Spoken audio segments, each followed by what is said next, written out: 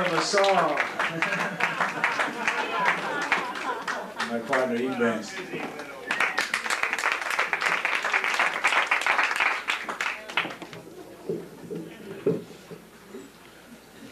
The best of, huh? Okay. This is called Ranting About Relationships. I was at Morton's in Hollywood discussing relationships about a week ago. On one of those appropriate dates I go on these days while waiting for the real thing to come along.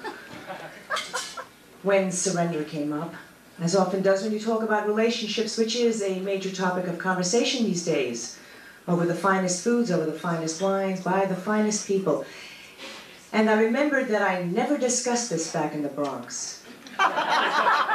When I was growing up, no one did. You just had relationships. There wasn't all this analyzing and talking about whether you could or you couldn't, or if love was surrender, or needing someone was wrong. Back then, needing someone wasn't something to be ashamed of. Now it's awful. If you tell someone, because they'll tell you, get some help. Group or one-on-one, it's available, necessary. If you're depending on someone too much for too long, which I've done, because I was raised to be, and wanted to be less so, I learned how to let go. I became like everyone else in this restaurant. Independent. Free. Free from the influence, from the control, which everyone wants, freedom. I do. I want to be, I am, and come and go in and out of my house as I please. I don't leave any clues. I simply say, please leave your name and number when you hear the signal, and I will get back to you as soon as possible. I don't say where I am or who I am with or what's up. I'm independent. I'm free. And I am sometimes incredibly lonely. And so are so many of my friends with the same message on their machines. And some who still have a human service that puts you on hold while they get another call from someone equally lonely, who's out eating at another fabulous restaurant sitting next to someone equally afraid of everything they want. Stimulated, not satisfied in every way, and getting more cynical, more powerful, and not depending on anyone in any way. Even on the top of the highest peak of Southern California, friends share what relationships are about. My friend Brian says his dilemma is that he is inherently incapable of being in a monogamous relationship. And Annie says she doesn't trust her instincts. And Bob says he doesn't love himself enough. And I think, is this what happens from too much independence? Or being fucked in the heart so often, so hard? Or maybe this is survival of the fittest and the old traditions, dinosaurs. Yesterday over coffee, two men I know talk about the Madonna and the whore, which I thought were also extinct. And one says, it's all women's fault. And I say it's men's. And we toss this verbal charge over to the other who tells us about a woman he likes, but who has a big bottom. And one of them says, he likes a girl except, her lips are too thin. And the other says, hey, I'm into romance, but I don't know about love. And one says, I'm a loving cat, but a lifetime thing's like dying. And the other says he can love several people at the same time. And I am sinking in my chair wondering if the cappuccino is too strong or too hot, or what to do to stop all this honesty, all this independence, all this loneliness. What is it that makes you relate to a woman, I ask them. And one of them says her spirit, and the other says her apartment. And I know this conversation is not what I want to hear. And everybody has a limit, so do I. So here it goes. I am tired of all this talk and all this fear of dependency and hunger while people eat and fill themselves up with more talk and more distance. Because what is a relationship without depending on one another? People need each other. I shouted out loud. And if we're not here for one another, if we don't depend on each other, we're doomed. We're lost. And everyone looked at me, at my loss of control. And the man I was with got real excited. And he told me he liked my mind as much as my mouth. so I shut up.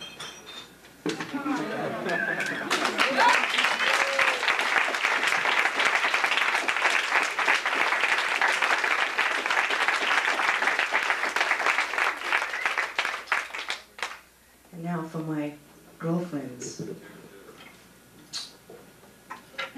Ready?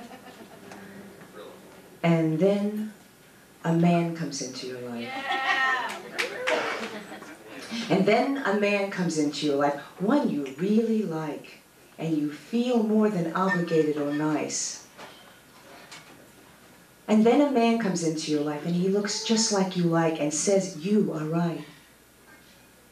And then a man comes into your life, and you feel that you know him because he seems to know you, as he holds you with his eyes wide open. And then a man comes into your life, and you can't think right. You don't think you feel this terrible roar that scares you so much. You have to sit down. You have to call someone. You have to make sure you're not dying. You are not losing your mind. It's just that a man has come into your life when you weren't even looking, but living each day resigned, accepting that it's a good life. You take care of yourself as if you were the man in your life. Until one day a man comes into your life and you realize your heart skips a beat, you breathe different, you dress different, you lose weight, you smile a lot more because a man has come into your life. He's come into your life to release the child neglected, abandoned, and lost, wanting to trust. He comes into your life full of love, and he touches the woman you are. And he makes you break up with the man you have become.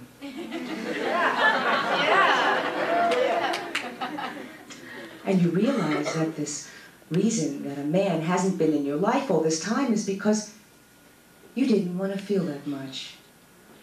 You didn't want to lose control. You didn't want that stuff deep inside to come up.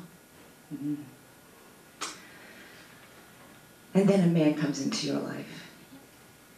And you have to lose what you've taken so long to build up if you want him to stay. You have no choice. The wall around your heart must come down. It must. It must. And then a man comes into your life.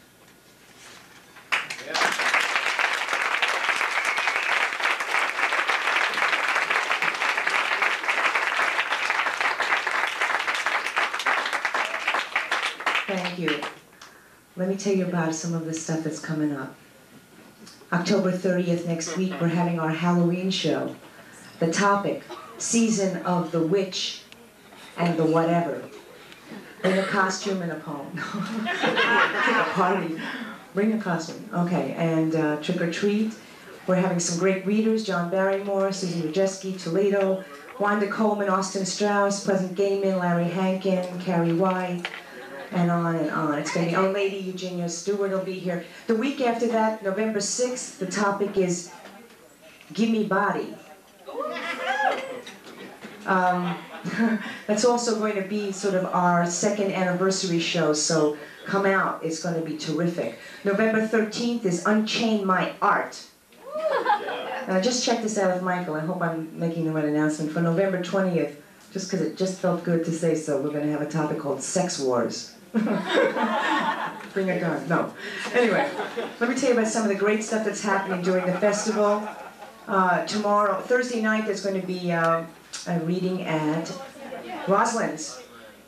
Keith Antar Mason, Mary Anna Nana Amadankwa, who didn't read tonight, but she is one of our best of. Lynn Manning will be there, Joe Lippman, Danny Peck, and so on. Great readers, Lisa Raffel. And then we have another great show by Joel Lippman and Yvonne de la Vega called What I Know, which will be with it's a great show with Laura Lambogan, Yvonne, Lynn, Danny, Lotus, Grace, and that's going to be at Theater, right?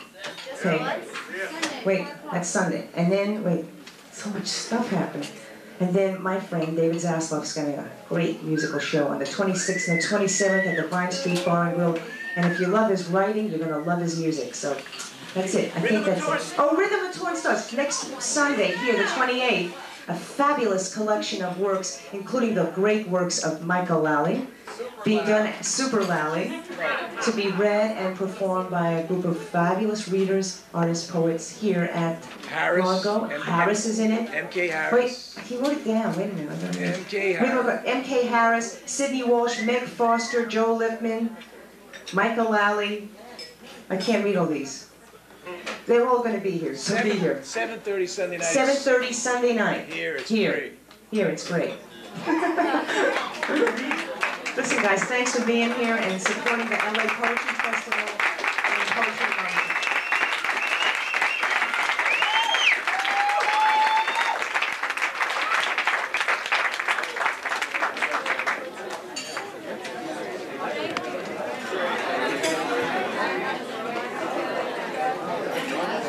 Do you sell copies of the videotape?